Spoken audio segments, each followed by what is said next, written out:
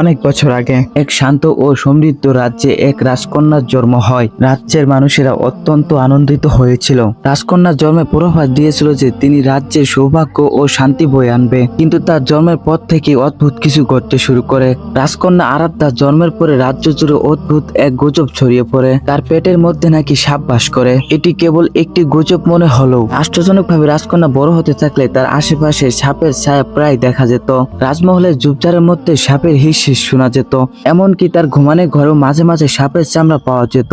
যখন আরাধ্যা 18 বছরে পা দিলেন, তখন তার শরীরে একটি অদ্ভুত ব্যথা শুরু হয়। রাজ্যের প্রধান চিকিৎসক পণ্ডিত শিবানন্দ তাকে পরীক্ষা করতে আসেন। তিনি আবিষ্কার করেন যে রাজকন্যার পেটের ভিতরে আসলে একটি সাপ বাস করছে, কিন্তু এটি কোনো সাপ নয়, এটা ছিল একটি শক্তিশালী অভিশাপের ফল। শিবানন্দ জানান, এক পুরানো ভবিষ্যৎবাণীর অনুসারে আরাধ্যার মায়ের গর্ভে থাকার সময় এক ভয়ঙ্কর জাদুকর তাকে অভিশপ্ত করে দেয়। সেই জাদুকরের ইচ্ছে ছিল রাজ্য ধ্বংস করা, কিন্তু রানী তার সন্তানকে বাঁচানোর জন্য এক প্রাচীন মন্ত্র ব্যবহার করেন। মন্ত্রটি শিশুটাকে বাঁচালেও তার শরীরে সাপটি স্থায়ীভাবে বাসা বাঁধে। রাজা মহাদেবান অভিশাপ মুক্ত করার উপায় খুঁজতে শুরু করেন। বহু জাদুকর, ঋষি ও সাধু সন্ত্রদের সাহায্যের আবেদন জানানো হয়। অবশেষে এক বৃদ্ধ ঋষি জানান, সাপটি কেবল তখনই রাজকন্যার শরীর থেকে মুক্তি পাবে যখন সে নিজেকে সত্যিকারের সাহসিকতার সাথে প্রমাণ করবে। তবে কিভাবে এবং কোন পরিস্থিতিতে তা ঘটবে ঋষি স্পষ্ট করে বলেননি। ঋষির কথা শোনার পর রাজকন্যা আরাধ্যা সিদ্ধান্ত নিলেন তিনি নিজের অভিশাপ মুক্ত করবে। তার মনে ছিল গভীর সাহস, যদিও সামনে কি অপেক্ষা করছে তিনি জানতেন না। একদিন রাজ্যের দক্ষিণ প্রান্ত থেকে এক ভয়াবহ খবর এলো। একটি ভয়ঙ্কর ড্রাগন রাজ্যের গ্রামগুলোতে আক্রমণ করছে এবং সবকিছু ধ্বংস করে দিচ্ছে। গ্রামবাসীরা ভয়ে এবং হতাশায় সাহায্যের জন্য রাজমহলে চলে আসে। রাজা ড্রাগনকে থামানোর জন্য সৈন্যদেরকে পাঠানোর পরিকল্পনা করেন, কিন্তু আরাধ্যা বাধা দিয়ে বলেন, পিতা আমাকে যেতে দিন, এইটা আমার সাহসের পরীক্ষা হতে পারে। হয়তো আমি অভিশাপ থেকে মুক্তি পাবো, নয়তো রাজ্যের জন্য আমার জীবন উৎসর্গ করব। রাজা প্রথমে অস্বীকৃতি জানান, কিন্তু রাজকন্যার ধীরে সংকল্প দেখে শেষমেশ রাজি হয়ে যান।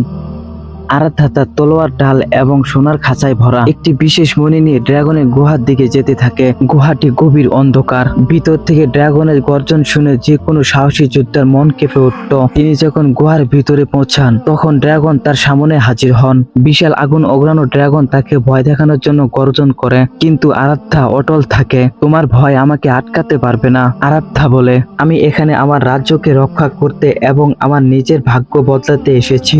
ড্রাগন হেসে বলল, তোমার সাহস দেখাই আমার পরীক্ষা, কিন্তু শুধু সাহস নয়, তোমার বুদ্ধি দিয়ে নিজেকে প্রমাণ করতে হবে। ড্রাগন একটি ধাঁধা দেয়, আমি এমন একটি জিনিস যা যত বেশি দেওয়া হয় ততই বড় হয়, আমি কি? আরাধ্যা কিছুক্ষণ চিন্তা করলেন। ড্রাগন তাকে বারবার তাড়াহুড়া করতে বলছিল, কিন্তু তিনি ধীরস্থির ছিলেন। অবশেষে উত্তর দিলেন, উত্তর হলো ভালোবাসা। ড্রাগন চমকে উঠল, ঠিক বলেছ, কিন্তু তোমার পরীক্ষা এখানে শেষ নয়, এখানে তোমাকে আমার সাহসিকতা দেখাতে হবে। ড্রাগন তার বিশাল আগুন উড়ানো মুখ নিয়ে তার দিকে এগিয়ে আসে, কিন্তু আরাধ্যা ভয় না পেয়ে তলোয়ার উঁচু করে বলে, তোমার আগুন আমাকে পোড়াতে পারবে না, কারণ আমি আমার রাজ্যের এবং প্রজাদের ভালোবাসা নিয়ে এসেছি।